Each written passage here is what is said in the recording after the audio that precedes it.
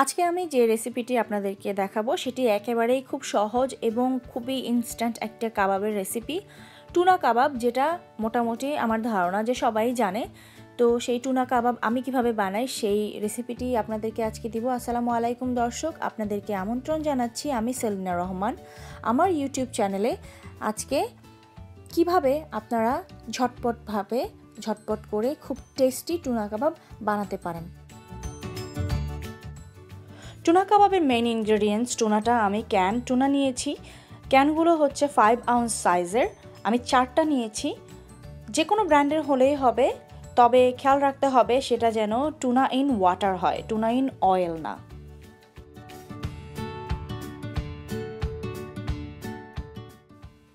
আলু আমি যদি ছোট সাইজের আলু হয় তাহলে 1.5টা, অথবা মিডিয়াম সাইজের আলু হলে 1টা হলেই চলবে।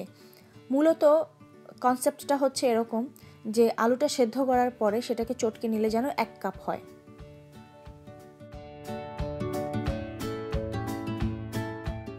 ডিম এখানে এই রেসিপিতে 1টা নিয়েছি। পেঁয়াজ কুচি খুব ছোট ছোট করে কুচি করা আধা কাপ। ধনেপাতা একদম কুচি কুচি করে করা 1/4 কাপ, যেটা কুচি করার পরে আপনারা মেপে নেবেন।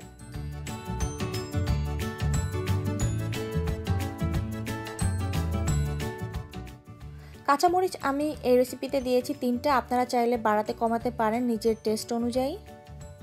লেবুর রস 2 টেবিল চামচ, আদা বাটা আধা চা চামচ, লবণ আপনারা বুঝে শুনে দিবেন, কারণ টুনার ক্যানে কিন্তু অনেক লবণ থাকে, যথেষ্ট লবণ থাকে। শুধুমাত্র পেঁয়াজের জন্য অল্প একটু লবণ আপনারা দিতে পারেন, খুব বেশি লবণ আপনারা না দিলেই ভালো, বিকজ টুনার যে ক্যানটা থাকে সেটা কিন্তু যথেষ্ট পরিমাণে লবণ থাকে, কিছু কিছু টুনার ক্যানে একটু বেশিই থাকে। এবং ভাজার জন্যে যথেষ্ট পরিমাণে তেল, কারণ আমরা এটা ডিপ ফ্রাই করব, তো একটুখানি বেশি তেলই লাগবে। আপনারা চাইলে এই সমস্ত ইনগ্রেডিয়েন্টসগুলো ডাবল করতে পারেন। এই ইনগ্রেডিয়েন্টস দিয়ে প্রায় 15 থেকে 20টি সাইজ অনুপাতে টুনা কাবাব হবে। তো প্রথমে আমি যেটি করেছি, ক্যানের থেকে টুনাগুলোকে বের করে একটা ঝাঁঝরিতে নিয়ে সেটাকে পানি দিয়ে ধুয়ে পানি একদম ভালো করে নিংড়ে নিয়েছি, চিপে নিয়েছি। সেটাকে এরকম পানি চিপে নেওয়ার পরে এরকম কিমার মতো, ঝরঝরে কিমার মতো দেখা যাচ্ছে। সেদ্ধ আলুটাকে আমি এখানে ভেঙে দিচ্ছি, যেটা বলেছি যে সেদ্ধ ভাঙা আলু 1 কাপের মতো হলেই হবে। এর মধ্যে আমি দিয়ে দিব কুচি করা পেঁয়াজ, ধনেপাতা এবং কাঁচামরিচ দিয়ে আমি এটাকে মোটামুটি ভালো করে মেখে নেব। প্রথম দিকে একটুখানি শক্ত শক্ত লাগবে, মাখতে চাইবে না একসাথে, কিন্তু আপনারা তারপরেও মাখিয়ে নেবেন। আদা বাটাটাও এর মধ্যে দিয়ে দিচ্ছি। আমি আমার আন্দাজ মতো শুধু পেঁয়াজ ধনেপাতার জন্য একটু লবণ দিয়ে দিলাম। এরপরে আমি লেবুর রসটা দিয়ে দিচ্ছি। আমি ফ্রেশ লেবুর রস নিয়েছি, আপনারা চাইলে যেটা ইনস্ট্যান্ট কন্টেইনারে আসে সেখান থেকেও দিতে পারেন, তবে লেবু তো সব জায়গায় পাওয়া যায়, ফ্রেশ দেয়াই ভালো। আমি এখানে প্রায় মিডিয়াম সাইজের অর্ধেকটা লেবু নিয়েছি। খুব ভালো করে মাখাতে হবে যেন আলু এবং অন্যান্য মশলা সব একসাথে যেন মিশে যায় টুনার সাথে। এবং সর্বশেষে আমি এর মধ্যে ডিম একটা ভেঙে দিয়ে ভালো করে এটাকে মাখিয়ে নিব, যেন ঝরঝরা ভাবটা আর না থাকে, এবং এই ডিমটা যেন সবগুলো ইনগ্রিডিয়েন্টসের সাথে ভালো করে মিশে একটা ডোয়ের মতো তৈরি হয়। আমি সাধারণত টুনার যে কাবাবটা সেটা ওভাল শেপের বানাই, এবং এটাই আমার ভালো লাগে, দেখতেও ভালো লাগে। তো আপনারা চাইলে ওভাল, রাউন্ড যে কোনো শেপেরই এটা বানাতে পারেন।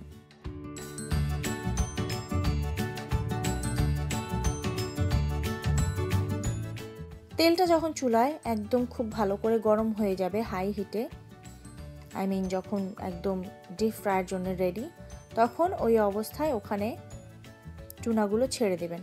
আমি একটু ওয়াইড বড় একটি প্যান নিয়েছি যাতে একসাথে ভাজা যায়, এবং এটাতে যেটা হবে যে একসাথে অনেকগুলো কাবাব ভাজা যাবে, সময় অনেক বেঁচে যাবে, এবং তেলও কিন্তু কিছুটা কম লাগে।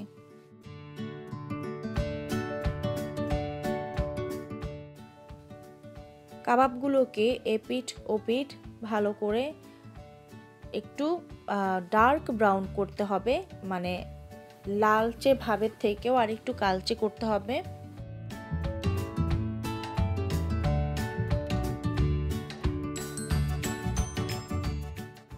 প্রায় 20 মিনিটের মতো এপিঠ ওপিঠ ভালো করে ভেজে নিলেই কিন্তু কাবাবটা হয়ে গেল। এখন আমি এগুলোকে পেপার টাওয়ালে অথবা যাদের বাসায় পেপার টাওয়াল নেই, যে কোনো নিউজ পেপারের উপরেও এটাকে উঠিয়ে নিলে এক্সট্রা যে তেলটা থাকবে সেটা শুষে নেবে।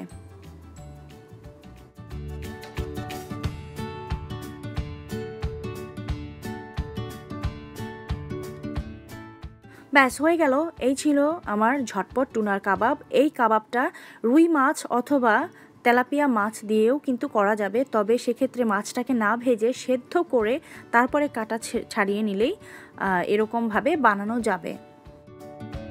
আমি চেষ্টা করি সবসময় খুব ঝটপট এবং খুব অল্প ইনগ্রিডিয়েন্টস দিয়ে কিভাবে মজাদার টেস্টি রেসিপি দেওয়া যায়।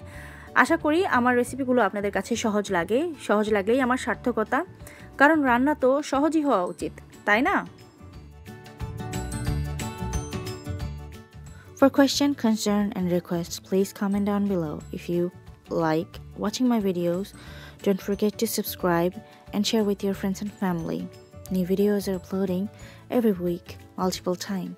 Till then, stay safe, keep eating healthy, my friends. Allah Hafiz.